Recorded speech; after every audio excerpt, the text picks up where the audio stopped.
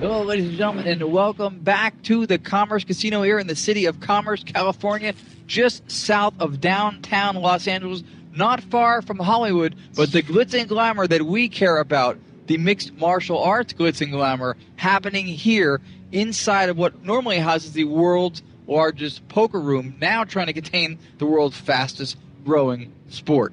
Thanks again for joining us here for BammaUSA Presents Bad Beat 3. I'm the Yacman, Ron Yacovetti, and when I step into anywhere like something challenging like poker rooms or mixed martial arts arenas, I bring backup to my right, none other than Mr. RJ Clifford, my favorite color commentator. RJ, great to be back with you here.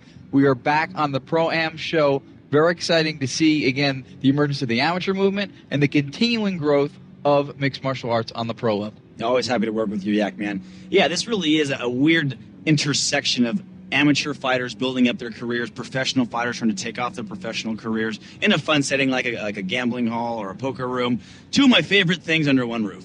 Absolutely. Me and fighting. Yeah, absolutely. Those Three two of your favorite things, perhaps. Well, with that, now giving myself a little bit of credit being one of RJ's top favorite things, and I may be wrong, we get now set to go to the action cage side for BammaUSA's Bad Beat 3. Stay with us. Here comes the fights.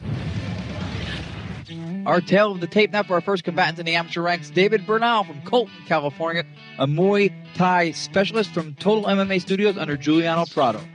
And the guy trying to take him down, Edgar Gonzalez, out of Team Hicks. He's a Brazilian Jiu-Jitsu and Muay Thai specialist. Hometown is Colton, California, and a former Marine infantryman. We see these two guys size up, same weight, but a height difference. Barnal with a 4-inch advantage. And while the Marine is Edgar Gonzalez, the video game developer is Barnal. So let's see if the guy who plays the war game or the guy who actually competed in war games is the better fighter. Here we go. Edgar Gonzalez in the blue, David Barnal in the red. We get things off kicking, literally. Both fighters exchanging kicks. 3 2-minute rounds this is scheduled for. Again, Barnal in the red, Gonzalez in the blue. Gonzalez in top position for here and going right to the mount and dropping down shots on Barnal. Yeah, this could be ended very early, Ron. He is in trouble. Barnal is taking a lot of hits, and that's it. Wow. 20 seconds or so, Edgar Gonzalez, just like that. Kick, takedown, mount, punch. Game over.